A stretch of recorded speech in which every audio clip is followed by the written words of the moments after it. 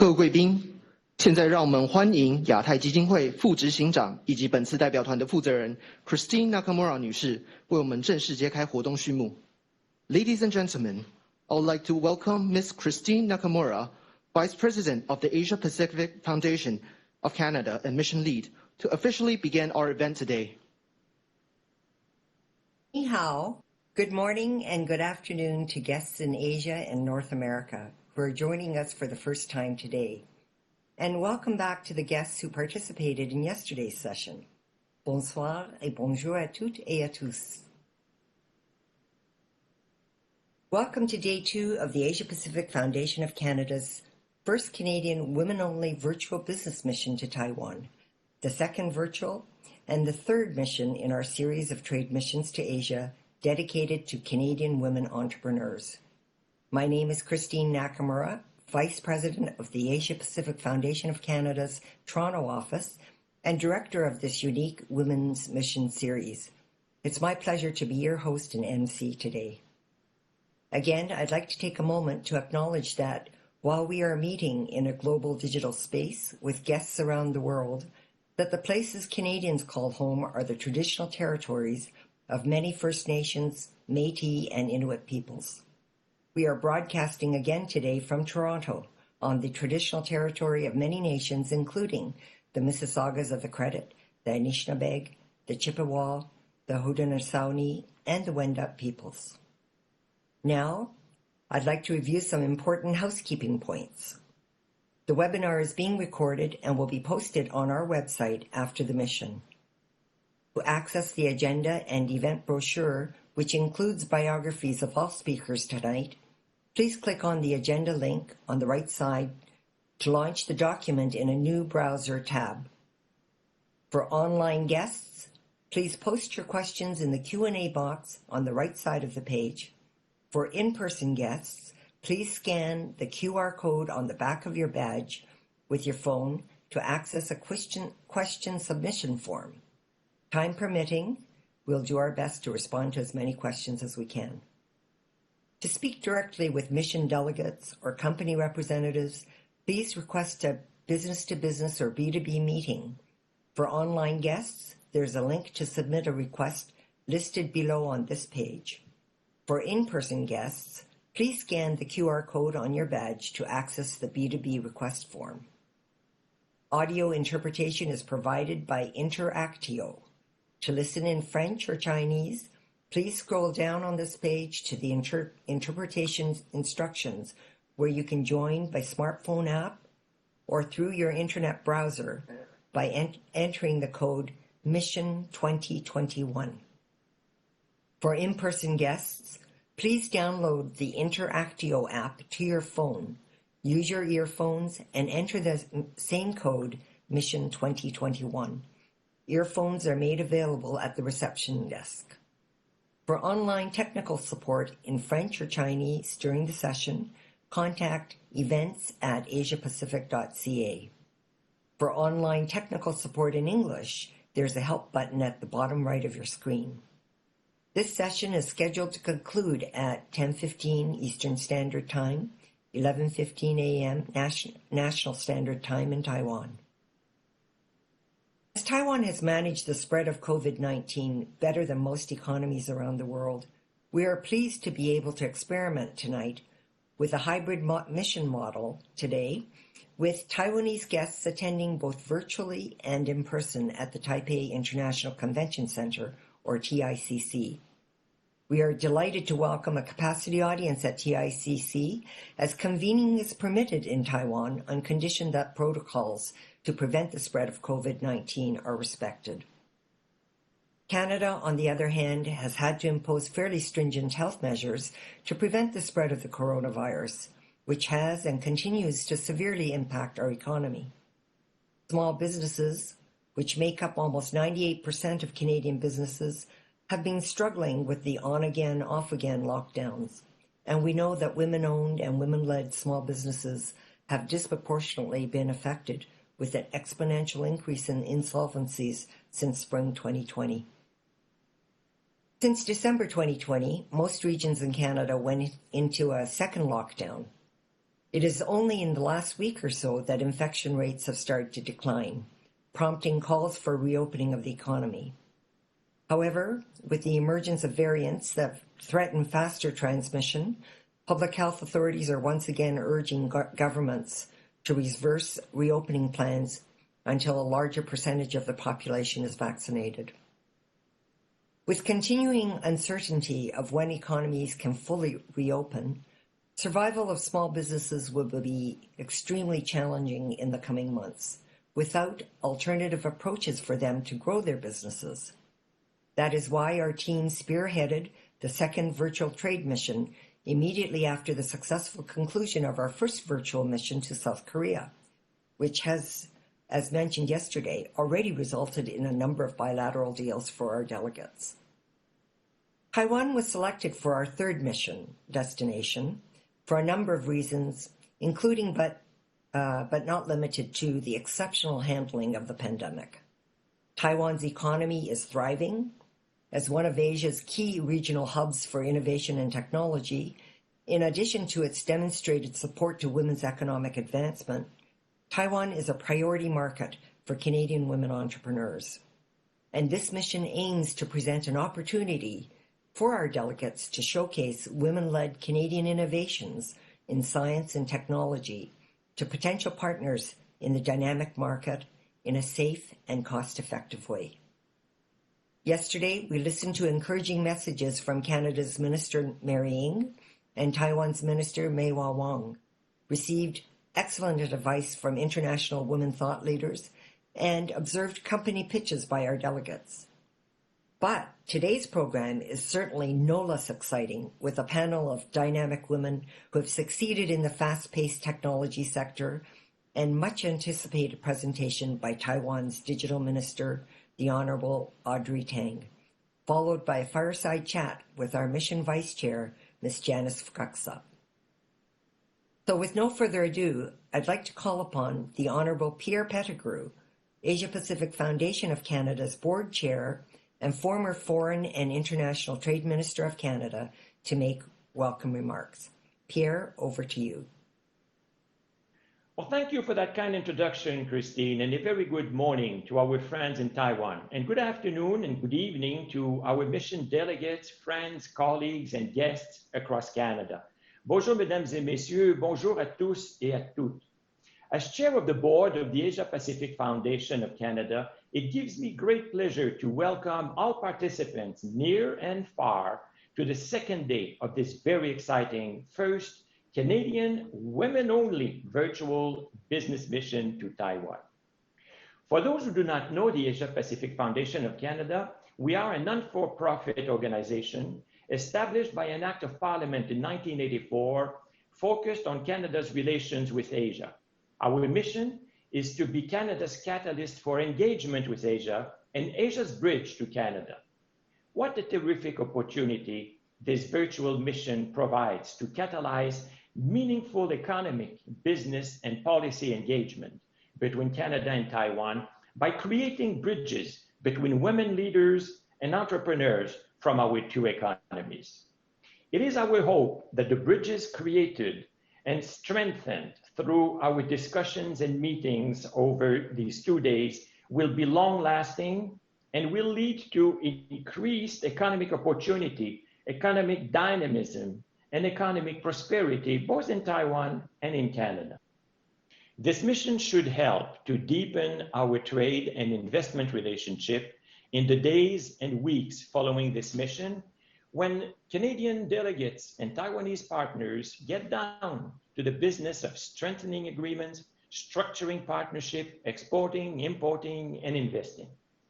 I am delighted that the Foundation is leading this virtual mission, as the time is right for facilitating closer economic ties between our two economies and for promoting women's economic empowerment by investing in building capacities, maximizing the potential of some of our most talented women entrepreneurs.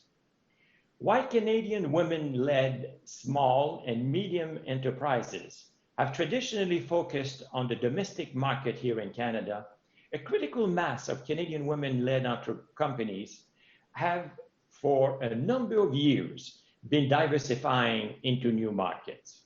And what an excellent partner for Canadian women-led companies Taiwan is and will be. Led by a dynamic women leader with an open, globally integrated economy that values innovation, technology, and collaboration, Taiwan has and continues to make huge strides in the promotion of women's economic empowerment. And Canada, with initiatives launched by Prime Minister Trudeau's government to advance gender equality, is targeting to add up to $150 billion to GDP by increasing women's participation in the economy and doubling the number of women entrepreneurs by 2025. The Foundation is very proud to be contributing to these efforts. In closing, I would like to reinforce Christine's earlier thanks to the sponsors and supporters of this virtual mission. Without your support, our efforts to catalyze closer business ties for Canadian women entrepreneurs with Taiwanese partners would not have been possible. To the Women Entrepreneurship Strategy led by Minister Ang and her colleagues, thank you for your support. To Air Canada, the Canadian Trade Office in Taiwan, Global Affairs Canada, the Taiwan Institute of Economic Research, and to the many organizations in Canada and Taiwan, we've worked with you to help shape and promote this mission. Thank you et merci beaucoup. To the impressive group of Canadian women delegates from many parts of our country, my very best wishes for successful discussions and business meetings. Good luck, bonne chance, xie. Thank you, Pierre, for your warm words of welcome and insightful comments. Now it gives me great pleasure to invite Ms. Sarah Wilshaw, Assistant Deputy Minister and Chief Trade Commissioner at Global Affairs Canada, to provide remarks on behalf of the Government of Canada. Sarah, over to you. Thanks so much, Christine. Bonjour, hello, ni hao, and to all of our participants and panelists in Canada and Taiwan today. As Christine has just said, my name's Sarah Wilshaw. I'm very proud to be Canada's Chief Trade Commissioner, leading a fantastic group of people whom you should all get to know, the Trade Commissioner Service. It's part of Global Affairs Canada. And on behalf of the Government of Canada, I just want to take a moment to congratulate the Asia Pacific Foundation for hosting this women-led virtual, and I should say hybrid, business mission to Taiwan, and for their very successful first day yesterday. I'd also like to extend greetings to Taiwan's Digital Minister, the Honorable Audrey Tang, and to our former Minister, the Honorable Pierre Pettigrew. It's a great pleasure to have the chance to share this virtual stage with you. C'est un honneur d'être présente ici aujourd'hui et de participer à cette première mission commerciale virtuelle exclusivement féminine du Canada à Taïwan, organisée par la Fondation Asie-Pacifique du Canada. Permettez-moi aussi de saluer et de féliciter toutes les femmes entrepreneurs canadiennes qui participent à cette mission. With a population of 23.7 million, we know that Taiwan is a thriving and vibrant market economy. Taiwan's GDP is estimated to have grown by 2.98% in 2020, one of the few economies to have shown any robust growth this past year. This, among many other factors, explains the strong interest of Canadian participants in today's event. Beyond the challenges that have been put before us all by COVID-19, it really remains in Canada and Taiwan's interest to create and maintain strong bilateral and multilateral relationships to advance peace and economic prosperity. Canada and Taiwan are close partners with robust business-to-business ties, shared values, and significant collaboration in science, technology, and innovation. We also have a good open dialogue, including through the annual Canada-Taiwan Economic Consultation, which allows senior officials from both sides to discuss multilateral initiatives and further develop long-standing and new areas of bilateral cooperation, including market access for Canadian agricultural products. Two-way trade was $7.4 billion last year, but we all know there's room to do more, and we recognize that an important opportunity to strengthen our collaboration is the Year of Canada-Taiwan innovators, which we hope to advance high quality and productive partnerships between Canada and Taiwan. Ces partenariats sont extrêmement importants et nous devons saisir chaque occasion pour les développer et les encourager.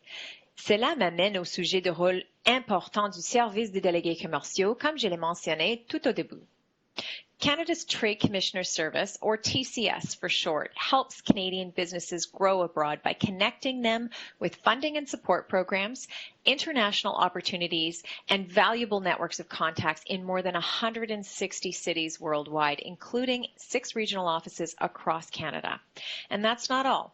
Trade commissioners help guide Canadian companies on their international business journey by helping them to assess their potential for specific markets, develop market entry strategies, and help to resolve complex business problems. Trade commissioners also help to brand Canada and encourage investors to come to our shores. And with that, let me just note to our Taiwanese friends that in Canada, you will find a great partner, an innovation economy supported by strategic government investments in a range of innovation superclusters, the best array of FTAs in the G20, and a deep integration into those very valuable North American supply chains. Our SME-driven exporters, including those present here today, are keen to work with you and ready to bring their high-quality, high-value products and partnerships to meet your business needs. Now, a word about the significance of this women-focused mission. The full and equal participation of women in the economy is essential to Canada's future competitiveness and prosperity.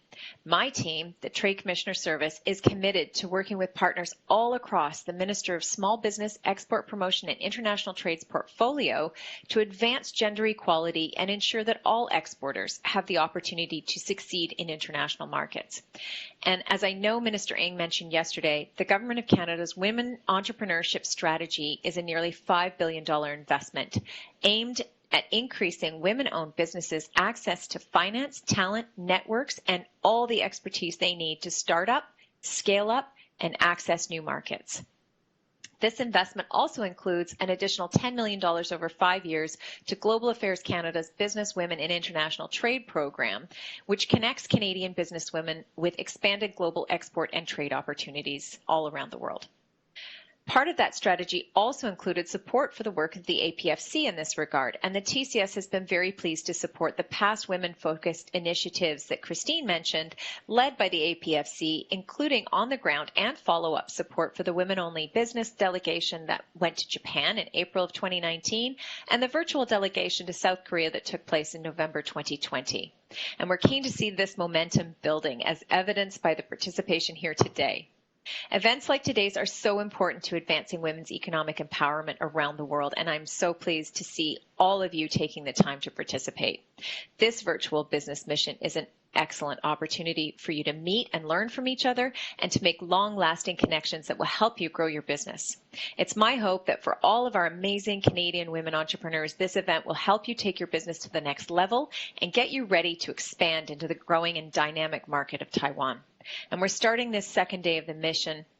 There's such a great program ahead of you. So let us resolve to make the most of this incredible opportunity to support and strengthen the valuable relationship between women entrepreneurs in Canada and in Taiwan. Donc sur ce, je vous souhaite une excellente journée. Profitez-en. Thank you so much. Merci et xie. Thank you very much, Sarah, for your informative and very helpful overview of how the Canadian government is supporting women entrepreneurship and why it's so important for this relationship to develop. Next, I would now like to invite Laura Buehler, Executive Director at C100 in San Francisco, a preeminent global community committed to supporting, inspiring, and connecting the most promising Canadian entrepreneurial leaders around the world. Laura will introduce the panel and her panelists. Over to you, Laura. Thank you so much, Christine. I really appreciate it. Hello, bonjour, and ni hao to everyone. It's an honor to be with you today and to moderate this discussion between 4 luminary panelists today. Before I hand it over to each of them to introduce themselves, I'd like to just call to the stage the four women who will be joining me. Rose Tso, the head of international and e-commerce at Verizon in Taipei. Dr. Grace Ye, the chairman and CEO of Onward Therapeutics, a Swiss biotech company, also serves as the vice chairman of the Taiwan Biotechnology Organization. Vicki Saunders, the founder of SheEO, and Nicole Verkint, the founder and CEO of OMX. Our discussion today is on the topic of scaling up small and medium-sized businesses, catching some of the tailwinds for women entrepreneurs in technology around capital, opportunities, and networks. To start us off, I'd like each of our panelists to introduce themselves. They're each leading women in STEM fields, and they've had remarkable careers. We're going to start with Rose. So if you could just tell us a little bit about your career right from the beginning, which I think is quite international to begin with, and carrying you to where you are today. Hi. Hi, Laura. Hi, Christine and Pierre and Buehler and everybody, live audience and virtual as well. It's a great honor to be part of this panel. Talk briefly about my career background. Probably starting, of course, in the past, almost 30 years of a career. I've always started with my career with marketing, with the agency, and so on. When I got my master's degree in the United States from Kellogg, I then joined MTV, which at that time in 1995, well, sounds like decades ago, okay? 1995, that's where Mandarin pop music got really popular. At the same time, cable TV get quickly expanding in the country. So I joined as a head of marketing, and then later on, in 2.5 years, when I was at 32, I got promoted to become the general manager of the channel. And then soon after that, in the year 2000, I think we all know what happened there when internet became really hot. I joined Yahoo at that time. At the same time, I was very fortunate. When I joined the company, there were only 15 people. And we were ranking number 3. And immediately we made a major acquisition of our direct competitor. And then very soon after that, the .com bubble burst. But if you're looking back, internet was definitely not a bubble. So I stayed and then continued my career with Yahoo for a very long time. For the first 7 years, I was the general manager for Yahoo Taiwan and took the business from pretty much, number 3 all the way to a dominant PC web player, at the same time launching e-commerce and launching community made through acquisitions. And then I got promoted to run Asia Pacific. In a later career, in year 2017, when Verizon, which was the largest wireless telecom in the United States, made the acquisition of Yahoo, I joined Verizon Media and I started running international outside North America. So except for Canada and the U.S., that I had the pleasure of running lots of international markets, including Latin, Europe, and Asia-Pacific countries. Until end of last year, I decided to leave of Verizon. In fact, I just left the company 2 months ago and kind of embark on a new journey of my own life. Not necessarily working for the corporate, but I definitely see there is a huge opportunity for women leaders to contribute in for-profit or not-for-profit organization going forward. So thank you. So Rose, that's an incredible career. I have a couple of questions for you. Actually, so you've worked in some pretty incredibly prominent American brands, and yet you've always been sort of in Taipei. Could you tell us a little bit more about some of the, cultural dynamics that you've managed in your career, coming up through some of those companies, but always from the Asia Pacific lens? Yeah, that's interesting, and that probably is quite unusual, especially for someone sitting and living in Taiwan, running not only Asia Pacific but also international. That probably doesn't happen very often. What I think, the cultural variances that I've experienced, not only your own culture, nationalities, your language, but also your gender plays a role as well. I've actually seen, being a woman, I didn't really feel there was that much of a barrier. Thanks to our country, I think Taiwan has a very open, a very receptive culture to women generally across the board. Especially, I was very fortunately that I spent most of my years in multinational companies, which cultural-wise, it was even more receptive. So generally speaking, that I didn't really feel there was too much of a pushback because I'm a woman, and therefore that I didn't get the opportunity. But however, I do feel being a woman, sometimes we tend to bury our heads just doing our work and working hard. But a lot of times we need to look up and actually looking at, what are the other opportunities that we need to pursue proactively. I'd like to share, if I can, I'd like to share an experience of my own, which when I worked for Yahoo for the first 7 years and ran Taiwan successfully as a Taiwan general manager. But then one day that I got a phone call from our founder who kind of called me up to reference some of my male colleagues in California, whom I work with in some of the M&A deals. And he asked me how I think his qualification to run Asia Pacific. Since I was one of the biggest international market, actually, interestingly, Taiwan became one of the biggest international market for Yahoo for the longest time. And then at that time, I took my full strength and my courage to ask my boss, why not considering me, right? I said he was great, but he really didn't have too much operation experience, not to mention he didn't really understand this region. I think that, by the way, the result was positive. My boss gave me at least part of the Asia. That's how I get started to expand outside my Taiwan territory.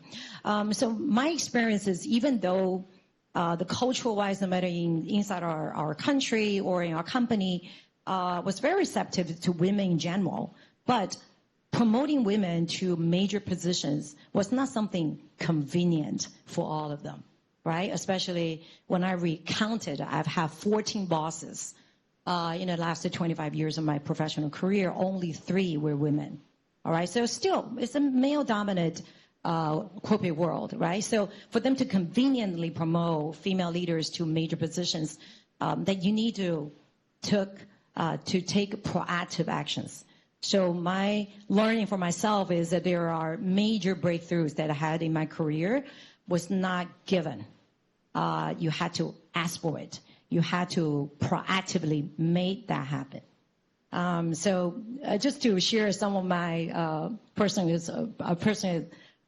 experience with you, Laura, thank you in the so audience. Much. Yeah, thank you so much for sharing that, Rose. Let's go over to you, Dr. Ye. Tell us about yourself. So we went from media, and now we're going into a world of biotech expertise that few of us have. Tell us all about your career and what you're working on today, Dr. Grace.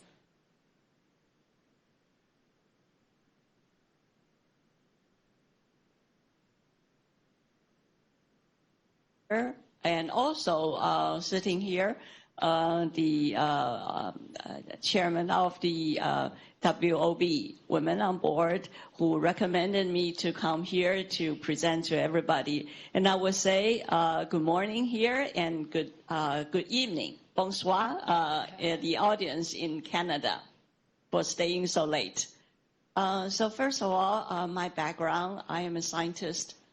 I received my education, undergraduate in Taiwan, and I went to the U.S., and I obtained my degree in immunology. That many years ago, immunology was really a very new science that was part of microbiology. Now we know so much about how body works. But anyway, after the U.S. degree, I went to England, and I did my postdoc in UK, and then moved from the English-speaking world to France. So without knowing any French, But I obtained a tenure position in France, working for National Institute of Health in France. But I think that inside I'm restless. At the time, it was the starting boom of biotech. So I moved from France to Boston, where everything happened at biotech. And I joined 4 biotechs over the 15 years. So I moved from research scientist to development project leaders. After 15 years, I came back to Taiwan just to give a seminar to talk about drug development. And I was invited back to Taiwan to start a new company. That was in 2003. I think if you remember, that was the outbreak of SARS. So I started in Taiwan and created a pharma engine, this tiny company. And we work on a drug from animal studies all the way to phase 1, phase 2, and phase 3. Eventually, this drug got approval in U.S., in Europe, in Taiwan, and about more than 40 countries in the world. And it became the standard of care for pancreatic cancer. You know, this is a very deadly disease, especially most pancreatic cancer patients got diagnosed very late. About 70 or 80% is already at the end stage. And when you do that, because the cancer already metastasized to other parts of the body. And in the world, there are only a few drugs, and mostly for first-line treatment. So what will happen? These patients, if they didn't die, then if they are fortunate enough to receive treatments, there's no more drug for them. So the drug that I developed is called Onivyde, in Chinese, Annende, where you can get your relief. And this is approved now in all these countries, and I think that extended many months of the patients' lives. So this, I think, as a scientist, this is the most rewarding time that what you do the research eventually can be beneficial to patients. And anyway, I left the company in mid-2019, just like Rose. Now I think about what to do next. In fact, my role had transformed, that I am now sitting in the board of 3 European companies. I also actively involved in the Taiwan Bio. As a Taiwan Biotech Industry Organization, I'm the vice chairman. Hopefully to promote the Taiwan biotech to the world.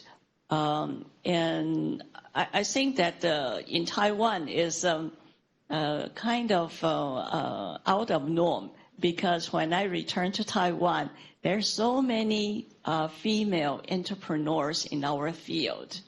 Sometimes people ask me why. And I think maybe this is due partly to our education. Because in the college entrance exam, we have 4 categories. In our categories, 丙组, okay, it's for medicine or for biology or agriculture. And most boys will pick medicine. So they all try to go to medical school. And what about us? And we choose to study biology. And I think biology then is natural that we extend it to biotech. And so, you know, in Taiwan, I would say this is quite unusual. And more than 10 years ago, I set up an informal gathering called Bio Ladies. We are now more than 200 women working in this field. Wow. Thank you so much, Dr. Ye. Vicki, over to you. Tell the group, especially for those who don't know, what is SheEO? Thanks so much. Really happy to be here. Ni hao. Hello. Bonjour. So SheEO is a radical rethinking of how to fund and support women entrepreneurs on their own terms. I've been an entrepreneur my whole life, and I've had pretty much every kind of funding there is, including taking a company public. And I just saw a lot of challenges in a lot of our systems and structures that worked against women. And I also think if we were starting over again, we probably wouldn't do it the same way we're doing it right now. And so we designed this beautiful ecosystem-based model where hundreds of women in each country come together. They contribute a small amount of capital each. It's the equivalent of $1,100 locally. It's pooled together, and then we loan that money out at 0% interest, which is now a thing in the world. A long time, 5 years ago, this was not normal, and now it's very normal.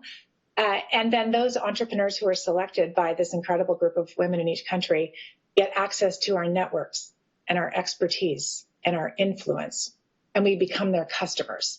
And it's just a full wraparound of support. And you can imagine, as an entrepreneur who is selected into this environment, you go from a place where it's been very hard to get access as an early stage entrepreneur. Our entrepreneurs are between $50,000 and $2 million in revenue. So pretty early stage, but they're already in market. And they get to meet people like Janice Lukakusa, who's on this call today, who makes introductions to them at an early stage and uses her influence to get them in the door. And so we're seeing incredible growth rates with the entrepreneurs that are part of this community. We have several of them on this trade mission. We started 5 years ago in Canada. As of next Monday, we'll have 107 women entrepreneurs in our portfolio across 5 countries.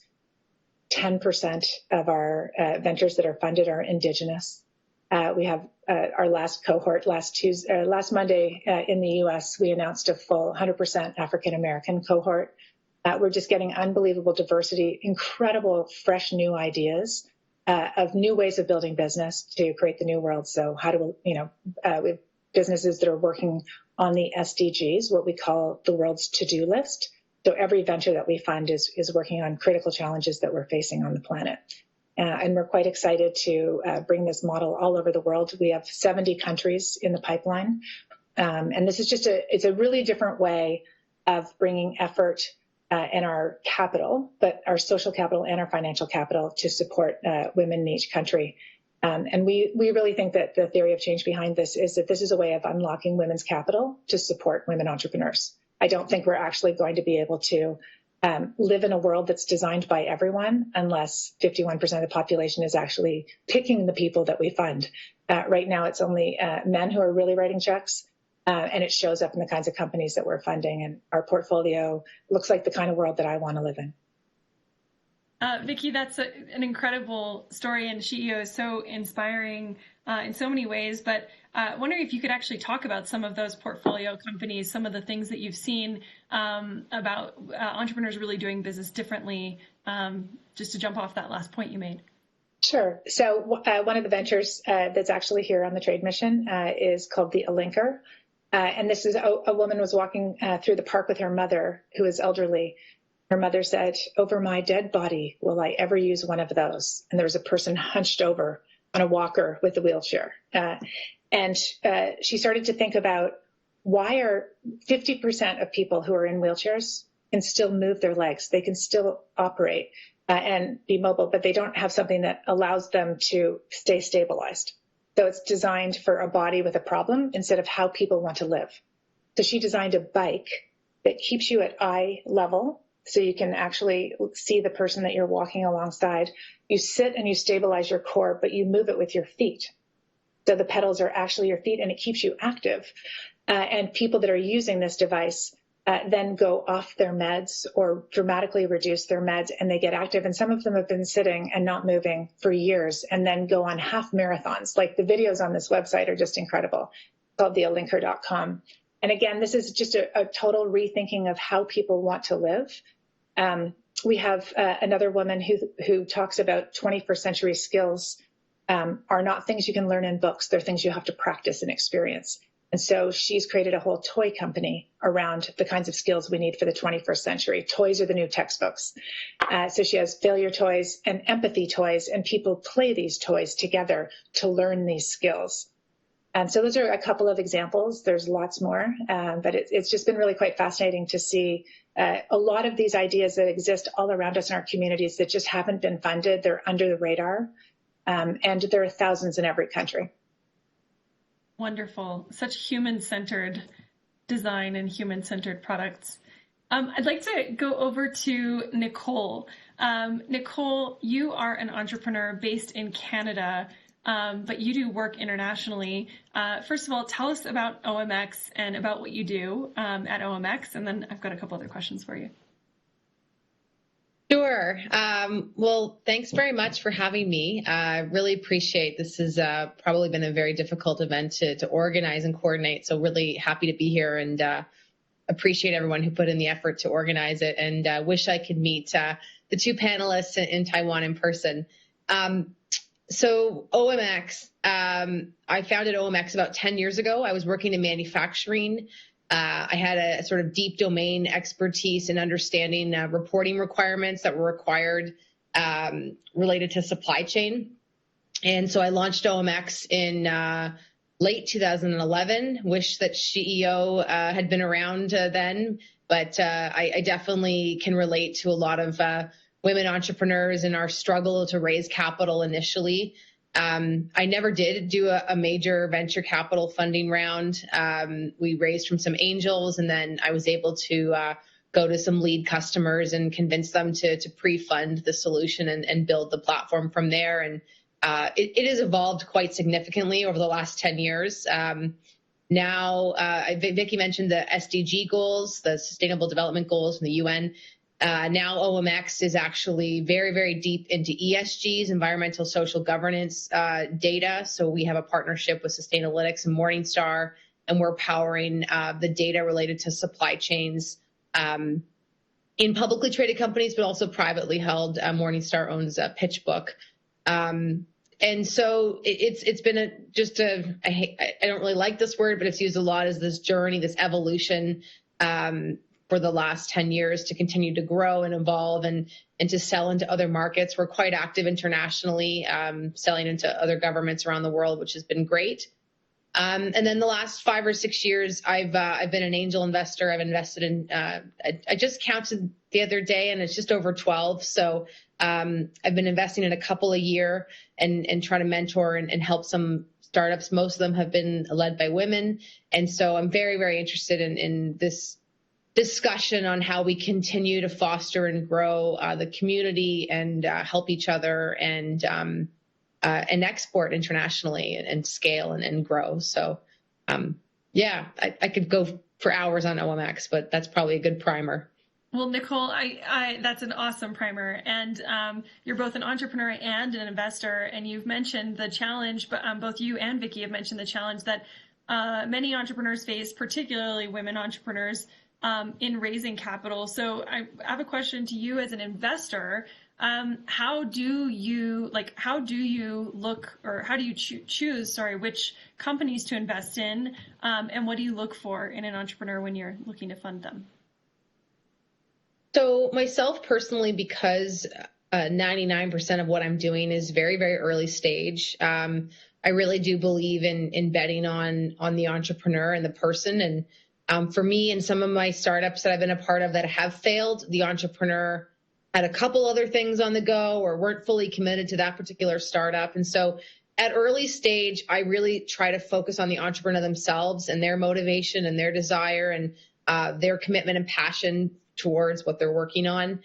Because I think that no matter what, any business model is going to have to evolve and going to go through pivots, and it's really an evolution. So in early stage, that's what I bet on. And I've had a couple really great successes recently with great entrepreneurs. I mean, it is a much bigger conversation. I think you and I spoke offline about venture capital and how it really, in my opinion, is set up for a very specific type of startup that is on a very specific type of path. And so what I mean by that is, it has to have this huge total addressable market. It has to, it's got to focus on this huge market and along this path of these steps from seed to Series A and B, et cetera. So I think that there's a huge opportunity for organizations like SheEO to play a big role, but also all sorts of alternative funding and investing and ways to get more capital to more startups that might not fit the typical VC model. And so the more and more startups I'm working with, depending on what they're doing, if they're in e-commerce, they could take specific loans related to their growth there. SaaS, there's lots of other models now too. There's lots of investors that will invest on different models that don't require you to only exit or to only go to the next stage. And so I think there's a great conversation that can be had there on how to invest and support entrepreneurs according to their type of business and their plans and where they want to take the business and where they want to go. Yeah, excellent. Many types of financing should be right-sized for the business type. Thank you for that. I'd like to go back to the room in Taipei and ask a question about the Taiwanese market from both Dr. Ye and from Rose about what do you think is one thing about Taiwan you think Canadian business leaders here on the call who are looking to export to Taipei and do business with Taiwan, what do you think is one thing about Taiwan Canadian business leaders would be surprised to know? I think maybe from my observation, this is perhaps in general in Taiwan, the society, because I have raised venture capital funds and I took the company IPO, and now I also have a startup. So I went through various stages of fundraising. For the Taiwan entrepreneurs, I think most they are still managed, the fund, the VC fund are still managed by men. And most women are in the role of technical or management. So I think that the next stage for Taiwan really should be have the successful female entrepreneurs help to promote the funding for new generations. And I think that there's also a deep culture difference or society difference is that in the Western world that I'm so used to, the CEO usually takes the decision, all the important decisions for the company. But here in Taiwan, most of the time is the owner or the majority shareholders that they will make the decision, the chairman. So this is if the Canadian entrepreneurs want to establish yourselves in Taiwan, I think this is a major difference in terms of how you want to operate your company in Taiwan. Yeah, that's a great point. I will probably also add, from talent perspective, you will find Taiwan has great technology talents. If you're looking at from the university graduates, 33% of them are in STEM majors. So with a quite a robust talent pool that is familiar with technology and language-wise, even though English is not the first language, but generally you will be able to find a college graduate who is fluent enough to be able to communicate in English. So Taiwan has a very high quality talent pool. In addition, I will probably also say you will be surprised at how many of them are already in Taiwan that are working for global projects. So meaning Taiwan, based in Taiwan, but working on global initiative, no matter for startups or established companies such as Verizon Media. In fact, I just took my former company as an example. We have 400 engineers. A lot of them were working purely on global projects. So global PMs, global engineering talent, and they're quite familiar with working with over different time zones, communicating in English. So back to what Christine said at the opening, Taiwan really has a great talent pool for very productive and very cost efficient when you operate no matter inside Taiwan or you want to remote and taking Taiwan as a hub for your technology development as well. And not to mention people working incredibly hard. I want to double click on this idea of networks that actually Vicky also brought up, because she's used this network to build CEO and networks. You know, there's of course capital. We need capital. It's like oxygen, right, to breathe if you're an entrepreneur. But networks play a really important role as well. Grace, you've been an entrepreneur now a couple of times at least. How have networks contributed to the success of your businesses and to your career? I think it is incredibly important, because the companies I was with come in various sizes, you know, as few as 20-some people to 2,000-some people. But I think one thing is the international network, because develop a drug has no boundaries. So if you want to develop any kind of drug, it's for the world. And in order to do that, you need to have a great team or network of the experts or opinion leaders where you can reach to. And I would say overall that they open up your vision to the world, because sometimes there are certain aspects you didn't think about. You know, in my case, for the cancer patients, there are some differences from the West or the East, because some drugs work incredibly in Asia, not in the Western world, or vice versa.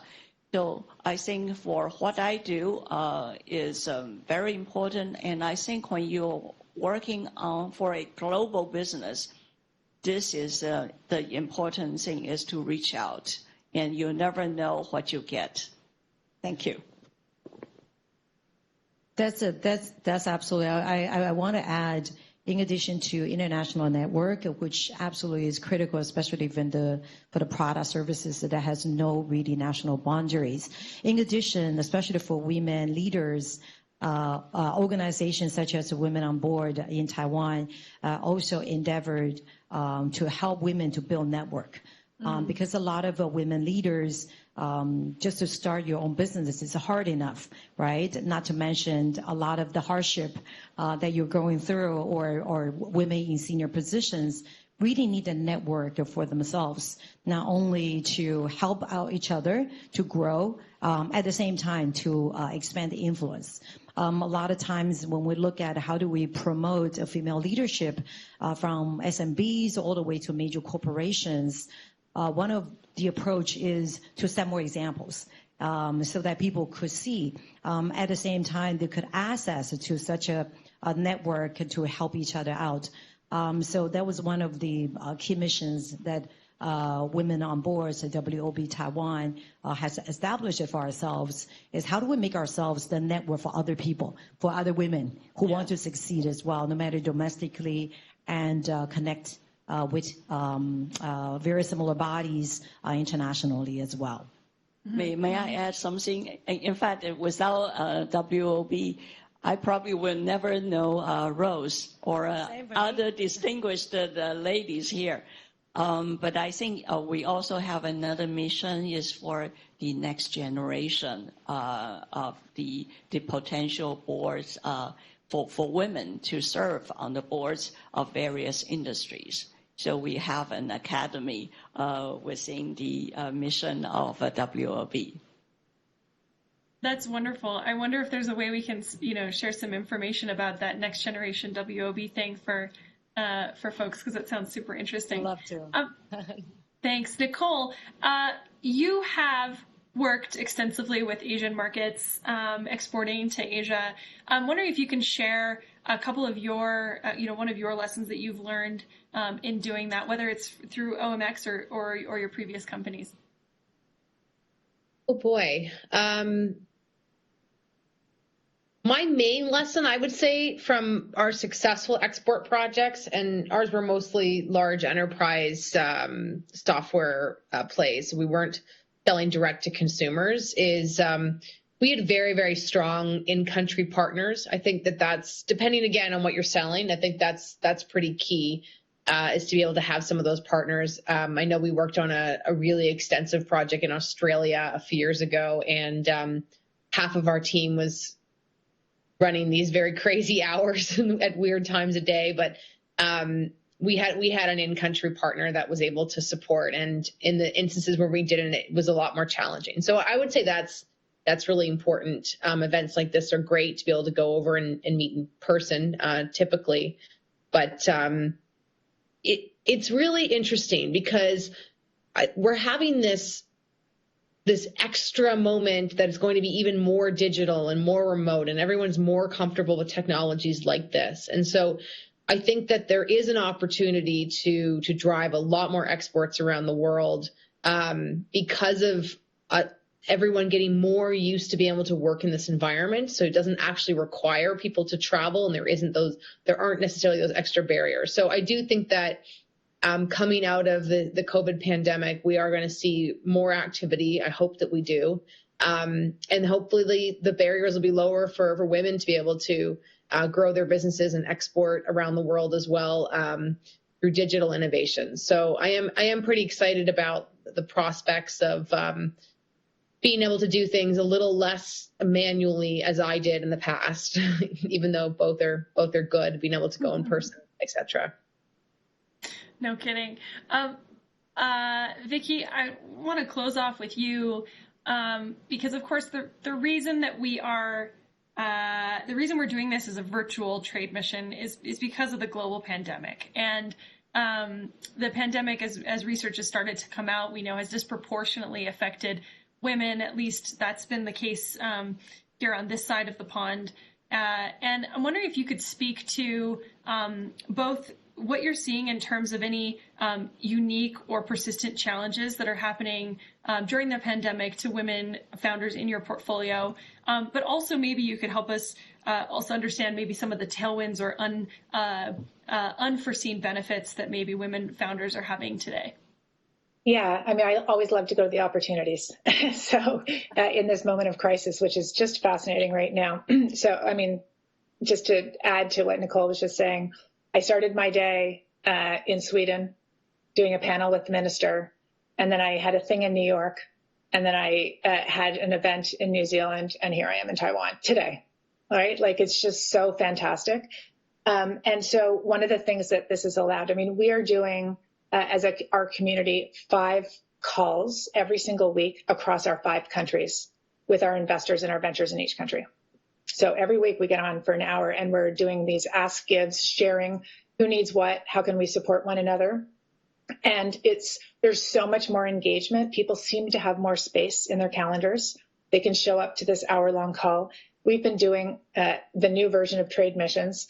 You know, Canada goes to Australia, the US goes to New Zealand, you know, we all go to UK this week. And at the core of all of this, I really think is relationships.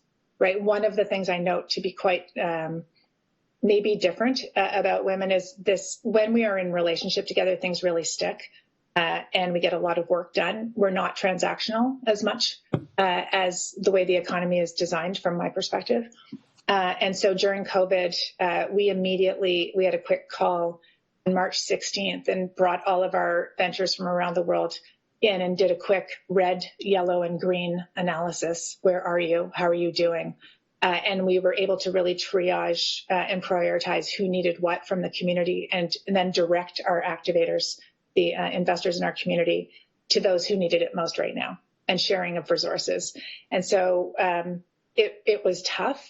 And when you're surrounded by people who want to support you, who are invested in your success, and you have the conditions and you have, a quick structure, we're very nimble as an organization. So we were really quick to just get people going in the same direction. And I honestly really hope that we don't go back to this, I have to get on a plane to go do a panel, because there's just so much more that we can actually get done this way. And we're noting that the relationships can be deepened through this digital process. So I think there are lots and lots of challenges for women. We saw a 48% decrease in venture capital to women last year in the US.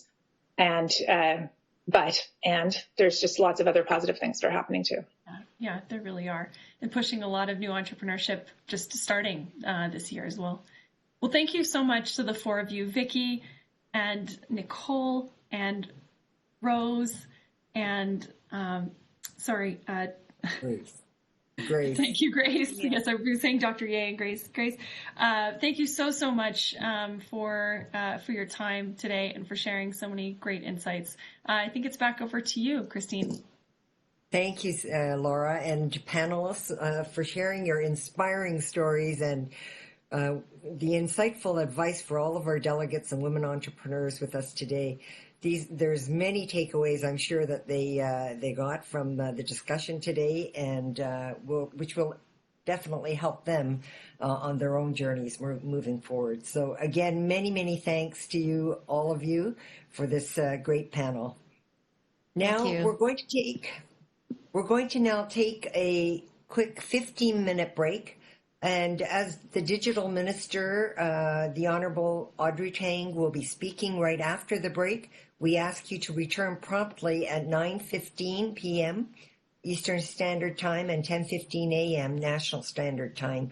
We're going to give you 15 minutes because the people in the audience at the TICC will have a chance to stretch their legs. So we'll be back in 15 minutes. Thank you very much.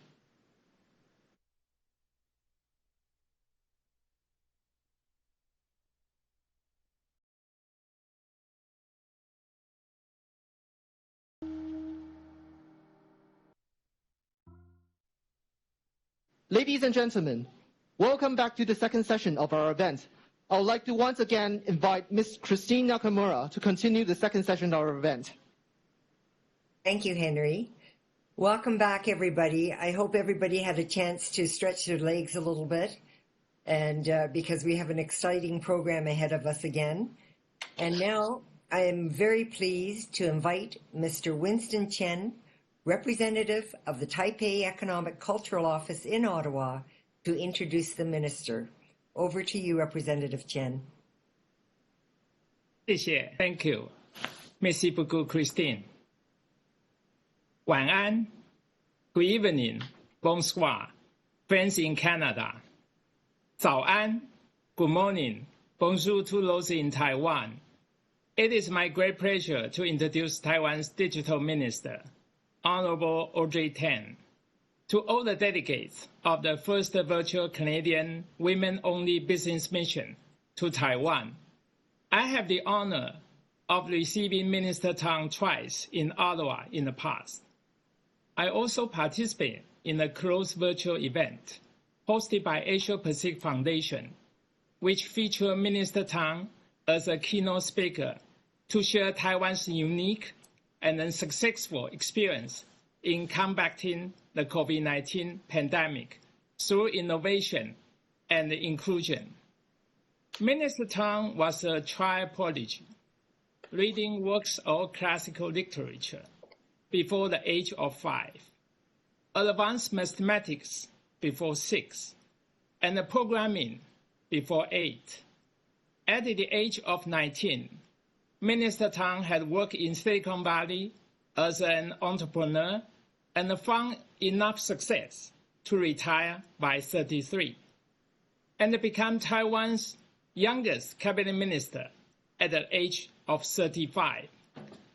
The incredible success of Minister Tang has led her to be named among the top 20 most influential people in digital government, and she was listed among 100 global thinkers by the Foreign Policy magazine. Minister Tang has worked hard to create a more open government, which is transparent, accessible, and interacts openly with the civil society.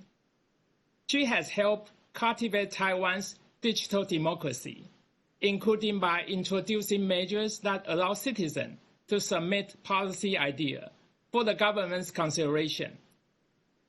Minister Tang has led efforts to combat digital disinformation and foreign interference while promoting truthful information. One of her most famous strategies during the pandemic was the use of humor over rumor to make light of fake news narratives while simultaneously correcting the record. Minister Tang has made spectacular contribution in fighting the pandemic. Her innovative and digital responses, such as developing apps for contact tracing and mask availability monitoring, have been widely praised. While I could go on, I would rather stop here and then pass the floor to Minister Tang. Thank you. Merci beaucoup. 谢谢.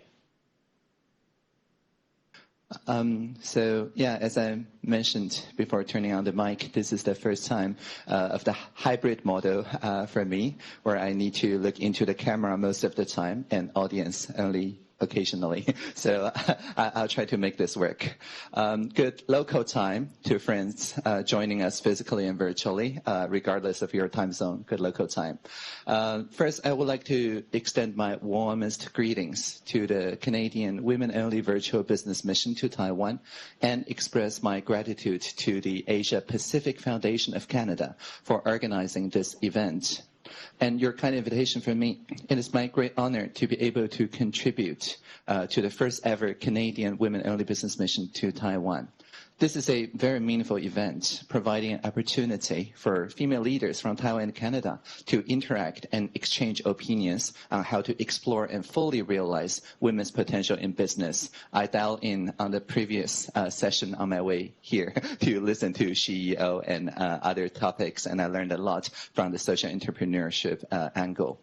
So it's my observation that women's role in global governance is becoming more and more significant, especially when the world economy is heavily impacted by the COVID-19 pandemic and the building back after the pandemic. In fact, many journalists reported when looking at how different countries deal with the COVID-19 pandemic, countries with women leaders such as New Zealand and Taiwan seem to have performed better against the pandemic. So really happy to share with you all here.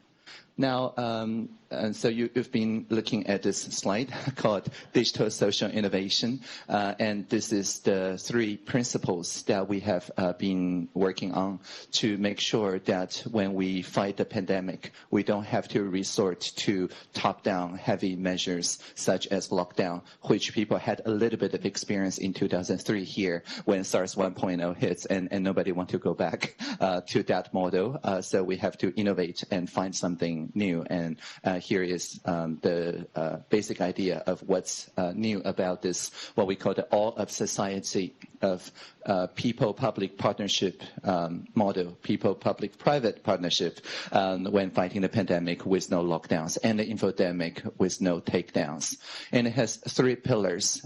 It's fast, it's fair, and it's fun. The fast part pertains to the collective intelligence.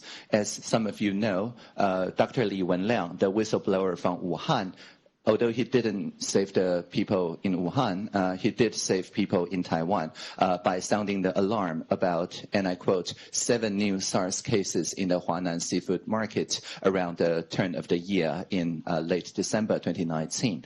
And it immediately get upvoted by the Taiwanese equivalent of Reddit, thanks to the sharing of a very young doctor, No More Pipe was her nickname on the PTT, and people upvoted that triaged, look at the Li Wenliang's message and see it as legit, which is why we started the health inspections for flight passengers coming in from Wuhan to Taiwan the very next day, which is the first day of 2020. Now, the PTT, while I just said that it's an equivalent of Reddit, it's actually not equivalent because Reddit is private infrastructure for online discussion is a private company.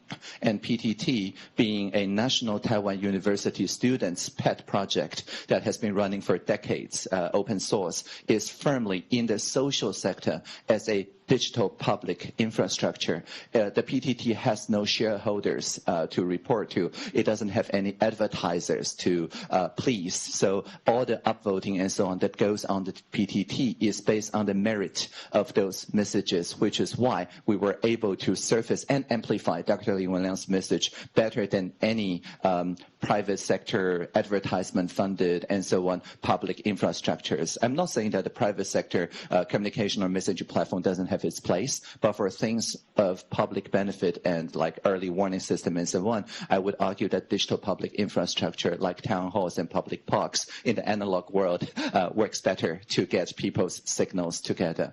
So this relies on two things that Taiwan and Canada shares. One is a very active social sector where people would voluntarily put their time into triaging such messages. And the second is the government makes sure that everyone enjoy a complete freedom of information, of speech and assembly of the press and so on, so people can talk about SARS 2.0, SARS coming again, freely without fearing repercussions of being harmonized as in other jurisdictions. And so this is a fundamental thing that enabled the fast response of public infrastructure. And adding to that, we also have the government citizen feedback cycle, and I didn't mean the audio feedback. It's a point about the 1922.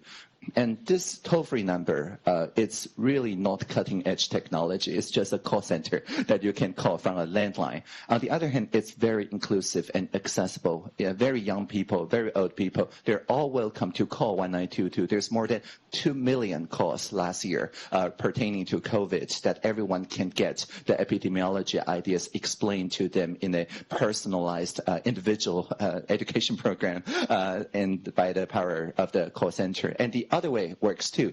People are free to call to suggest new innovations of correcting the government's course when things go wrong. And their ideas get amplified by the next day's 2 p.m. Central Epidemic Command Center press conference. So one well-known case, but I'll mention it anyway because it relates to gender mainstreaming, pertains to last April when a very young boy called 1922 saying that, hey, you're rationing out mask, but, well, all I get, the young boy said, is pink medical grade mask. But all the boys in the class have navy blue surgical mask. So the boy doesn't want to go to school because he only have pink mask. What to do? The call center people couldn't handle it. It's not in the frequently asked questions. So it gets escalated immediately to the CECC. And the participation officer, the team in charge of public engagement, immediately suggested that medical officers in the live streamed press conference the very next day all wear pink. So the CECC medical officers, regardless of gender, wore pink for quite some time. The mayors, the premier, everyone wore pink medical masks for the ongoing weeks. And the Minister of Health and Welfare, Mr. Chen Shizhong, even said that Pink Panther was his childhood idol, childhood hero. So the boy became the most hip boy in the class, for only he has the color that the heroes wear and the color that heroes wear, right, the Pink Panther. And so this is, of course, a great anecdote for gender mainstreaming, but the same thing goes on, for example, for mass distribution, for innovating, like using traditional rice cookers to kill the virus but doesn't kill the mask, to essentially double or quadruple the mask supply, and so on. Any new idea that goes to the 1922 become public knowledge by the next 2 p.m. So that's the fast part of collective intelligence. The fair part pertaining to mask rationing, as I mentioned, because at the beginning of the pandemic last February, we had a real shortage problem, as with many other countries, in medical grade masks. At the time, we produced not even 2 million medical masks a day in a country of 23 million people. So we probably have to ration it somehow. But even before the government think of the rationing strategy or anything like that, there's a civic technologist, the name is Howard Wu Zhanwei from Tainan City, that just coded up this map out of nowhere. He asked his friends and families to look at the stores that still carry some inventory of masks and report which one runs out and which ones still have some in stock. This is great because it reduces queuing time, but it's not great for Howard Wu's bank account because he used Google API. So overnight he owed Google $20,000 US just by setting this up. And so he's like, I don't worry about it anymore because it's bankrupting money and somebody else will probably fix it. And so he asked for help. On the GovZero channel, the G0V channel, Taiwan's leading social sector civic technologist movement. And people suggest various ways for him to switch to free software, to open source software, to save money, and so on. But one of the people who contributed was yours truly, was me. So I brought his idea to the premier, saying that we really need to trust the citizens with open data, meaning that we need to enable more when we're doing the mask rationing so that everyone can absorb the cost. And I also helped negotiating with Google, so Google waived his usage fees. And in exchange of me placing Howard Wu's implementation above OpenStreetMap, so that people would still see that it's Google sponsored. So that's a pretty good people-public-private partnership. So the idea here is that since we digitized the National Health Insurance right after SARS 1.0 in 2004, nowadays we have not only broadband as human right, but we have fiber optic connections from all the 6,000 pharmacies with pharmacists trusted by local communities to the National Health Insurance. So every time that a mask is sold in any pharmacy, everyone can see in real time, like this 58 adult masks goes down to 56, 54, 52. While you're queuing in line, you can check your phone so that everybody can see that this is being distributed in a fair fashion, and everyone can suggest how to distribute it better. And this is great because when we publish things once every 30 seconds, people can do dashboards such as this one. If we publish every quarter, then people cannot co-create. So real-time open data or open API, publishing upon collection, is like the digital data fabric that is the strata on top of which digital social innovations can grow. I still vividly remember when we rolled this out on the map.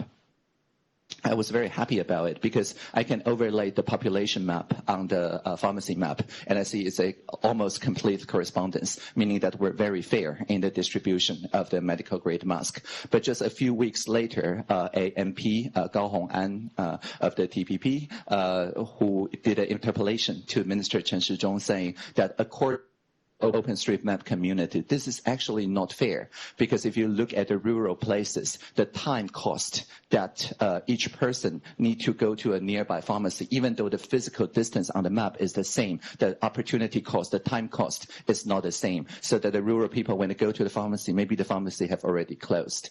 But because this is such an evidence-based interpellation, it helps that MP Gao Hong'an was VP of data analytics at Foxconn, so she knows something about data, and understatement. She knows a lot about data.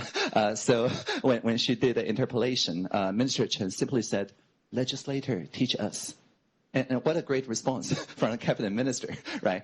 So you can do better, so let's do it your way. So the very next day, we introduced pre-ordering in 24-hour convenience stores. We introduced a new distribution mechanism suggested by MP Gao and the OpenStreetMap community. And MP Gao was very happy and posted on social media, said, yesterday's interpellation become tomorrow's co-creation. So that is how fairness is guaranteed by pretty much everyone, including the 4 leading convenience stores that expanded the 6,000 pharmacies to the almost 20,000 points of mask pre-ordering and collection. And finally, because this is a stressful time, so people do have a lot of conspiracy theories. There's a lot of uneasiness. For example, when there's a mask shortage, one of the trending disinformation at the time was that of panic buying. There was a rumor that said, and I quote, all the tissue paper manufacturers are being nationalized and all the tissue paper material are being confiscated to make medical grade masks. So we'll run out of tissue paper soon. Go out and buy. Well, it ended up, we discovered that it started by tissue paper resellers, go figure. But we didn't know that at the time. So we just know that people run out and buy all the tissue papers they can find on the store and so on. So we need to work on some way to counter this panic-induced infodemic. And the way we do that is through the power of humor, because humor and fun travels even faster than outrage and polarized ideas. So within just a couple hours, the premier, Su Zhenchang, you just saw his front side, and this is his back side. So like both sides are very mimetic worthy. Anyway, so as part of a popular internet meme, our premier, Su Zhenchang, said this wordplay, 不要囤货勿信谣言 and the full Mandarin is 不管你再怎么会囤我们都只有一粒卡层 but this is a wordplay because in Mandarin to stockpile 囤 sounds exactly the same as bottoms 囤 and so it's very easy to remember but this is actually serious policy information here that says tissue papers are made out of South American materials and medical grade masks, which is really a plastic product, are made of domestic materials. There really is no way confiscating one will make the other work. It just simply makes no sense. And because this is really viral, this went absolutely viral on the social media. So within just a couple of days, the original rumor just died down and replaced by this humor fun message. And this is not just a one-off thing. We have a very cute spokesdog, a Shiba Inu. The name is Zongchai. Actually is a companion animal of the participation officer of the Ministry of Health and Welfare. So every time they finish a 2 p.m. press conference, the officer just walks back. They live just a block or two away from the building of the MOSHW and take new photos of the dog. And that's at physical distance. When you're outdoor, keep 2 dogs away from one another, wear a mask. If you're indoor, keep 3 Shiba Inus away. Remember to cover your mouth and nose when sneezing. Don't do what a dog does here. And this is a masterpiece. This says, wear a mask to protect you from 吃手手, which is very hard to translate, to protect your own face from your own unwashed hand. And this message appeals to rational self-interest rather than saying, protecting the elderly, protecting your parents, protecting the frontline medical workers, and so on. This says, wear a mask to protect yourself from your own unwashed hands, which links mask use and hand sanitation together, which is really the only way that the PPE, the mask policy would work. So with that, we get 3/4 of people get access to masks, wearing them regularly, cleaning their hands by April. And around that time, the R value, the basic transmission rate drops to below 1. And then we move to like a slightly post-COVID timeline. So this is my initial sharing. I look forward to the fireside chat. You can check out more at taiwancanhelp.us. I think we're natural partners in working on digital social innovation because we do share with Canada the values such as freedom, democracy, and human rights. So I look forward with the following fireside chat with Ms. Janice Fukakusa. Thank you.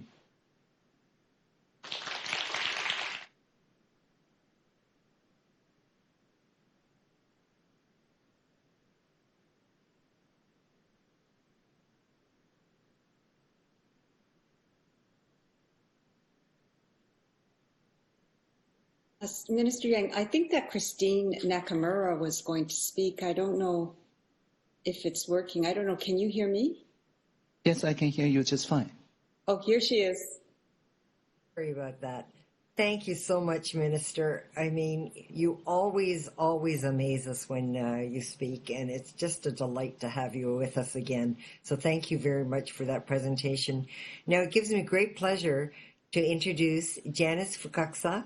She is the Chancellor of Ryerson University in Toronto and the former COO of the largest bank in Canada, RBC.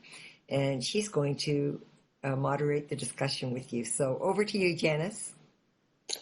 Thank you very much, Christine. And thank you, Minister Tang, for all of the insights that you've given us, not just in this talk today, but you were a guest of Asia Pacific Foundation a few months back, and we all were very impressed, especially with the results you have in Taiwan. And I have a question about capital and the civic tech movement in Taiwan.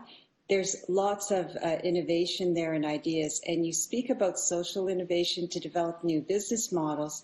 So how does Taiwan direct resources, financial or other types of resource, to empower innovation, especially the type that doesn't target to generate traditional profit and return on investment? For example, what are the social metrics of success? And maybe you could talk a bit about stakeholder capitalism and how this transition that you've made in terms of the good of citizens and the open and transparent economy. Thank you. It's a very good question. Should I unmute my video? Oh, okay. It magically works. Technology, yes. So I think it's a couple of things. First, Taiwan already have a very strong charity, social enterprise, co-op based social sector. So many of the largest charities, they own social enterprises, the ones working on regional revitalization, working on equity in development, and so on. These all already like recycling even glass, right? And making it a business. I'm talking about the like double or triple recycling pipeline from, say, the Tzu Foundation, as well as the Chunchi Glassworks, and so on. So there's already a self-sustaining participatory co-op-ish ecosystem that forms the nucleus of the social innovation or impact capitalism.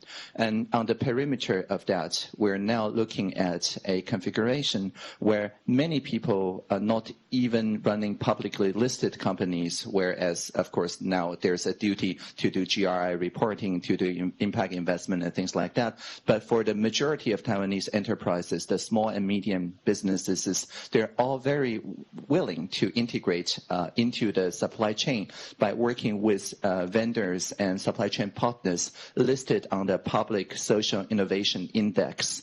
And the index doesn't restrict whether it needs to be a co-op or a foundation or a charity. It could also be for-profits with purpose companies, as long as they do the scorecards using SROI, SRS, the B-Lab scorecard, or things like that. All we're asking is a accountability, and people who participate in this supply chain integration, who make like millions, like 5 million NT dollars per year in purchase and so on, get an award from yours truly.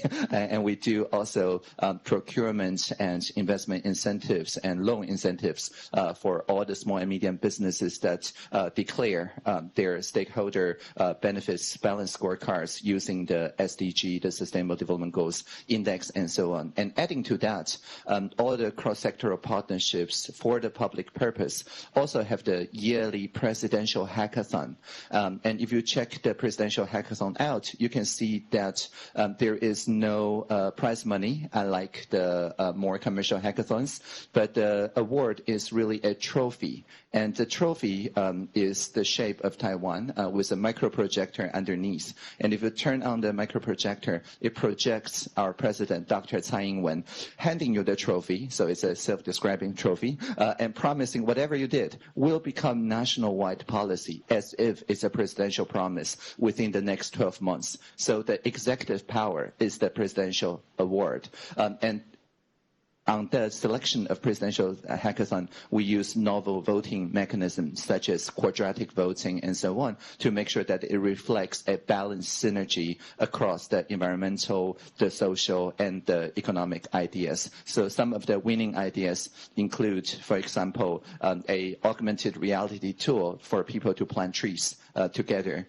For example, a Pokemon Go-like game that encourage people who are outdoors to refill their bottles at Pokemon stations, really drinking fountains, and earning points and completing missions, and they will form a new habit instead of buying plastic bottles. Or, for example, people using that app will get push notifications when there's a heat damage risk and things like that. All of this have provable impact in the SROI framework, but probably not so much in the ROI framework. So it makes sense for the government to sponsor, to essentially subsidize those data fabrics without going to the procurement, because we use open data and real-time open API. Everyone can build new ecosystems based on those shared digital fabric. So that is excellent with respect to innovation. So rather than using a carrot and stick approach, it's all really about the carrots, and also about, I think that a lot of the way that you handled the COVID in terms of the fast, fair, and fun is part of that equation because of the transparency and the speed at which things done, and that really aided the digital innovation. So I think it's admirable to advance those goals so quickly in Taiwan. And, as you know, they've been decades in the making, and it's all been about the punishment of shame, right? Of not reporting your goals. This is about the reward of making it better for everyone, the citizens and the world. So I think that's fantastic, and I hope that you're a shining example of it. Now, one of the things you do is collect a lot of data, and in certain countries, and I think in Canada to some extent, people get a little bit paranoid about all of the data collected by the government and then how it's being used in that. So how does Taiwan continue to support principles of open government, and how open should governments be, and what are the potential benefits and costs for all governments operating under these principles? We'd be interested in your views on that. Thank you. Again, very good question. It's probably a question worth at least 3-day seminar, but I'll try to answer that in 3 minutes. I think one of the core idea of a people-public-private partnership, or a data coalition, as we call it here, is based on norm setting. Just as we don't talk about, text collection, text production, what's the norm for sharing text, right? It doesn't even make sense. There's a journalistic norm. There's an academic norm. There is a norm around so-called intellectual property, but it's actually copyright and patents and all that. It makes sense to talk about different norms in different communities. And so because of that, when we talk about the data coalition, we don't mean so much as people just downloading data or contributing data. We mean that people make useful narratives out of the data that we collectively make together. One case in point is the national healthcare. Like Canada, we have a single-payer universal healthcare, and in the Taiwanese population, there's more than 1/4 people, 5 million and counting, who downloaded the NHI Express, the National Health Insurance app. And with the app, one can, of course, pre-order mask. But in addition to that, we can also download the X-ray scans. I think CT scans also, all the visit records and the prescriptions by the pharmacists, the doctors and dentists, and so on. So it become a single entry portal to all the medical data that you have in the care of the clinics. So you can correct them. You can contribute to, say, diabetes longitudinal study using an SDK on that app. You can even, if you have sufficient mask in your home, you can refrain from collecting your mask ration, which is 10 per 2 weeks nowadays, and then just with a click of a button, dedicate your uncollected quota to international humanitarian aid in exchange of a what we call non-fungible token, a token of appreciation of your name being listed on Taiwan Can Help That Us, right? So this is a data coalition where people who care about international humanitarian aid can send a very strong and clear signal to the Foreign Service to give out this to the countries and indigenous First Nations in need. And similar data coalitions exist. For example, in primary schools, people set up air boxes to measure the PM 2.5 real-time air quality together. And when they grow to almost tens of thousands, I think around 8,000 now, it creates a tremendous pressure on the environmental minister. But we can't beat them, so we must join them. So we negotiated with the social sector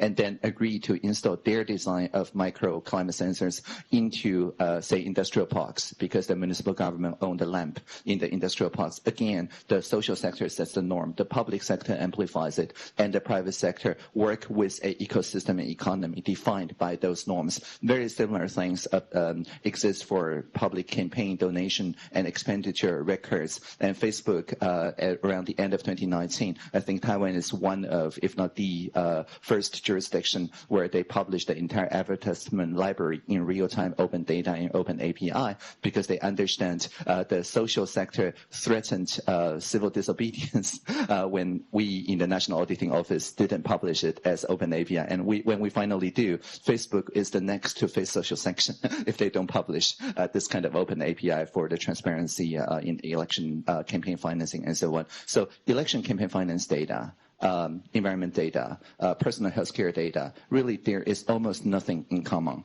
But what is consistent is that the social sector must set a norm, and the public sector must work with, not just for, the people in those norms.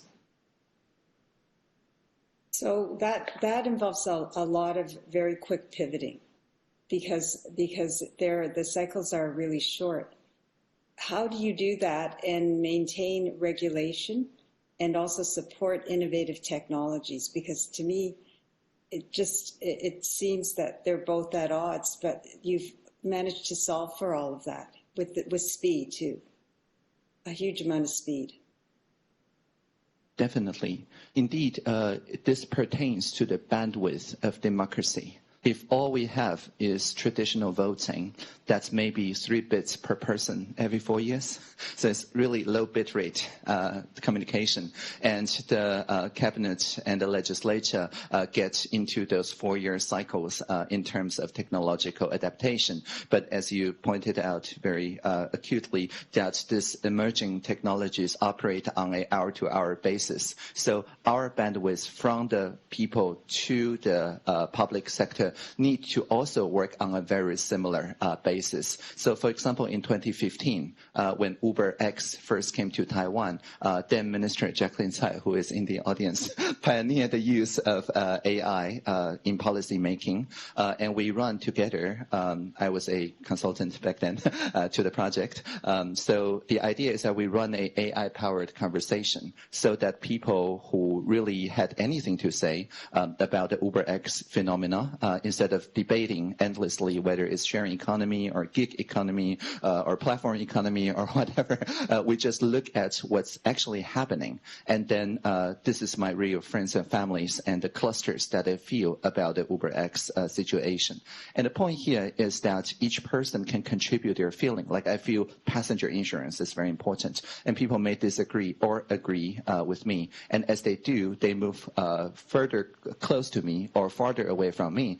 But this picture, which is very much worth sharing, is that every time we run such a conversation, after I think 3 weeks in the UberX case, we see that people agree to disagree on a few ideological statements. But by far, people agree with each other's feelings, most of the time, with most of their neighbors. All we had to do is to flip around the traditional anti-social corner of social media and build a pro-social social media that is based on the agree and disagree, but there's no reply button, so there's no room for troll to grow. And the visualization visualizes the plurality, the diversity of the voices and not the number of people. So if you get 5,000 people in voting exactly the same way, well, the number may change, but the area doesn't change. And we hold into account this crowdsourced agenda setting and only deliberate on the rough consensus on insurance, not undercutting existing meters, on the fare registration and things like that, which are then made into the law on multi-purpose taxis. So Uber is now a local Taiwan company obeying the same taxi rules, which also enable existing co-ops like Line Taxi new entries into the market. So that is a rough consensus in the sense that not everyone is 100% happy, but people can live with it. Everyone can live with it. And this process is very, very fast. It operates on a weekly basis, and it's just 3 weeks, 4 weeks before we can get a rough consensus from the people. So how do you drive people into that dialogue? Because usually those sorts of dialogues start with a few dissenters, but how do you drive them in? Is it through the constant iteration of driving down the facts that seem to be the most important and most likely to be sort of consensus building? Because that's a long process. Or is it because you're using AI, but you still need a little thinking guidance too, right? Definitely. And the trick here is that it's fun. And because it's fun, it's made into the civics classes. In our curriculum, starting 2019, we've got record number of people who are not even 18 years old, like very young people, petitioning for such crowdsourced agenda setting to happen in our national participation platform. Join the GOV, the TW. More than 1/4 of citizens' initiatives are from people younger than 18 years old. It's their civics class assignment. The teachers just told those young senior high school people to start social movements as their capstone project. And many of them actually worked very well. We've had a 16-year-old person who initiated the gradual banning of plastic straws in the national identity drink, the bubble tea. It was quite controversial at the time, but eventually she got 5,000 people's support and accelerated the pace the EPA has in finding sustainable and biodegradable alternatives to the plastic straws and so on. There's an abundance of such cases, and it's not because we mobilize people to do it, but people do it because it's fun, it's meaningful, it makes a really good learning record in their capstone project. The 16-year-old now is 19 years old, and she's already our national commissioner on Open Government National Action Plan, so which looks really good on her career and CV. Well, that's fantastic, because you know how there's always a tension between regulation and supporting innovation and the need to protect citizens, but still encourage value creation through the technology. How, to me, that the role of government has totally shifted to be a partner and not protecting one adversary versus the other. How long did it take in the development of Taiwan's social and stakeholder capitalism to do that? Because Taiwan is a very entrepreneurial country, and I think that entrepreneurial and it is a capitalist society, and you guys have managed to overlay all of the social good on top of it and integrate it with that whole the profitability and being in free enterprise sort of construct of the economy. It's very interesting, the role of government in that, because it seems to be heavy-handed, but not in the least, because the citizens seem to really be supportive. Yeah, thank you. Indeed, the thing that drove me into doing full-time job as opposed to just a part-time contractor in the central cabinet is actually one sentence in Dr. Tsai Ing-wen's inauguration speech for her first term as president, where she said, "Before we think of democracy as a showdown between two opposing values, but from now on, democracy must become a conversation of many diverse values." And this wording, democracy must become, speaks to me, saying that democracy is also a type of technology.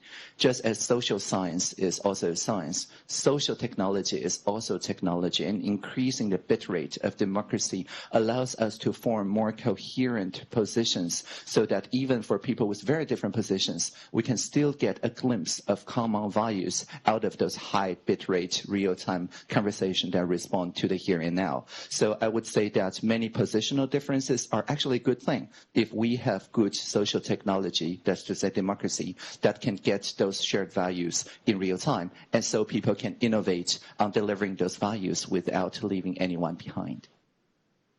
So that's absolutely fantastic, Minister Yang, because it's like the nirvana of what's happening. And one of the things, as I was going through and listening to your TED Talks, and that I thought that how insightful to look at the climate change, because I really think that people are waking up only because now they think that, depending on how old you are, of course, so I think that it's actually going to impact my grandchildren. So that's someone I can see today. But and with the pandemic, it was 1 month, not one generation or two generations. So to speed up this whole evolution, the question I have for you is how can we get other countries to look at this model and pursue it? Because the amount of cooperation on the pandemic is phenomenal, but that's because everyone has agreed they're facing the same pandemic. Not everyone has agreed about climate change, although they're talking about it, right? But you don't have that consensus. But how can you do this? And technology is the enabler, but how do you make that more universal as the enabler? Yeah, I think in many democratic countries, one of the associated risks with the pandemic is the infodemic. Arguably, the infodemic caused more fear, uncertainty, and doubt in many jurisdictions compared to the pandemic. And paradoxically, the more liberal, the more democratic the jurisdiction is, the more likely that some variation of infodemic or the other will take hold in the population if there's no counter-infodemic public infrastructure, I mean the digital public infrastructure in place. I think Taiwan and Canada are pretty good when it comes to local journalism, when it comes to digital competence, when it comes to citizens' willingness to voluntarily their work on the voluntary sector or the social sector, as we call it here, to get the accurate reporting of whether it's mask availability or what really is happening in their neighborhood. But in many countries, there are divisive points that were previously seen as irreconcilable, like ideologies and so on. And I think it's one of the things that Canada and Taiwan can work on together through, say, presidential hackathon, through many co-creation and innovative means to show other democracies that you don't have to make the false dilemma, the false trade-off between the civic freedoms on one side and stability and economic growth on the other, which is what many jurisdictions are seen as an inevitable choice during the height of the pandemic. But after the pandemic, just as we did in 2004, I think it's time for everyone to take a systemic look and say, maybe we can counter the pandemic and then the infodemic using this sort of cross-sectoral partnership without the government assuming everything in a top-down way. It's all sticks and that accidentally destroys the agency of the social sector, but instead work, as you said, on carrot-only basis, preferably with carrots that shape like Lego blocks so everyone can remix it. Exactly that, and that's fantastic because I think that one of the lessons that I take from the Taiwanese experience is that with SARS and the lockdown, it is all within your line of sight and your memory, and you don't want to do that. So you'll do anything you can not to do that. With the whole world experiencing varying degrees of this, you see the lessons learned can be turned around very quickly. And I just want to give you one observation. I've been heavily in financial services. And during the financial crisis, it took the government a lot of time to react, and the economy went into recession because of the whole concept about shoring up certain of the sectors like the financial services sector. So when we got to round two with the pandemic, it took the governments about 2 weeks to react and to know that automatically they had to put the stimulus, the recovery first, or the insurance on the citizens, and then follow up with stimulus. Of course, the chapter's still being written now. Just when you look at the speed of that, I think there's huge hope with the pandemic impacting everyone and all of the focus on really social good and stakeholderism, that it's not just about making money, it's about our customers, our citizens, our children having as rich a life as we've had, that there is a chance that this can be done. And I think that you are such a shining example here in Taiwan of the art of the doable.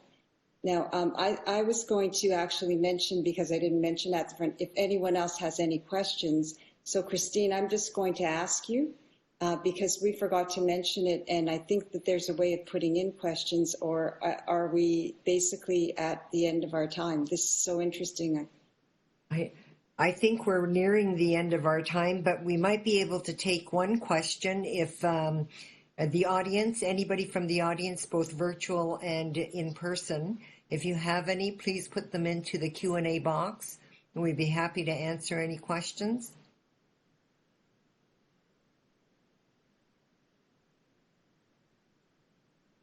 I think that perhaps it was such a wonderful discussion and so thorough and comprehensive that people are just trying to absorb the information provided today. So can I ask the final question then? Absolutely. Absolutely. Minister Yang, you have such a powerful message. I would like to know how you can do this. Continue with your great progress and get this message out, because it's so practical and the way you articulate it is so simple that you can't ignore it. So maybe that's a rhetorical question.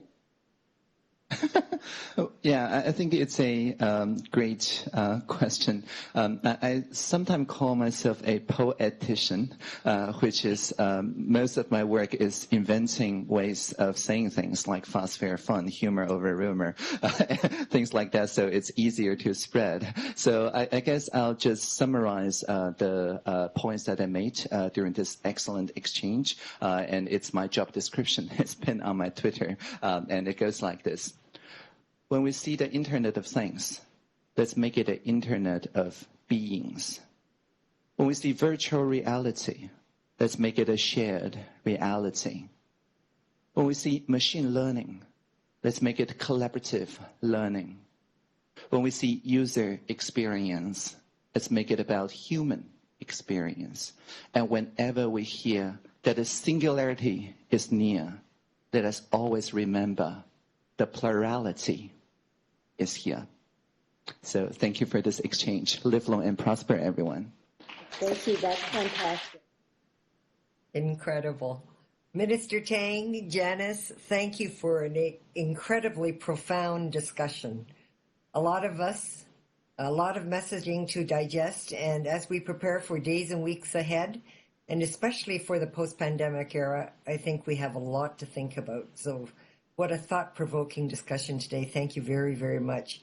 The Asia Pacific Foundation of Canada has been privileged to have had the opportunity to work with Minister Tang on a number of occasions. And with each session, we continue to become further inspired and amazed with her wonderful messaging. So thank you again, Minister Tang, for taking time out of your busy schedule and in particular to attend in person today to share your thought-provoking insights. And Janice, thank you for engaging the Minister in discussion. I understand the challenge of moderating a discussion with Minister Tang, but I think everybody will agree that you did a fantastic job. So many, many thanks. And on behalf of the mission chair, vice chair, and all of us at the Asia Pacific Foundation of Canada, I'd like to once again thank our supporting organizations, the Women's Entrepreneurship Strategy Ecosystem Fund, the Federal Economic Development Agency for Southern Ontario, Air Canada, Global Affairs Canada, DEO, Venture Labs, and especially our friends and colleagues at the Canadian Trade Office in Taipei, and the Taiwan Institute of Economic Research. Without their generous support, this virtual mission would not have been possible. And please permit me to also give a shout out to my foundation project team, who have worked tirelessly over the past few months to make this virtual mission to Taiwan a success. And we're going to show you a photo of our team that organized this virtual mission. But stay tuned, as our work isn't finished. We will evaluate the success after the business-to-business meetings that are going to be scheduled into the latter part of March. And hopefully we will have news to share with you on the business partnerships, investments, or distribution agreements achieved through this mission. Well, this brings to a close the first Canadian women-only virtual business mission to Taiwan. It has been a long 2 days, but we hope that you found the mission inspiring and informative. Many thanks to our audience as well for your attention, and we hope that this mission will be a catalyst for further deepening economic and people-to-people ties between Canada and Taiwan, and will result in economically beneficial outcomes for both economies. Good night, Safe journey home to our guests at TICC. Merci beaucoup. Xie xie.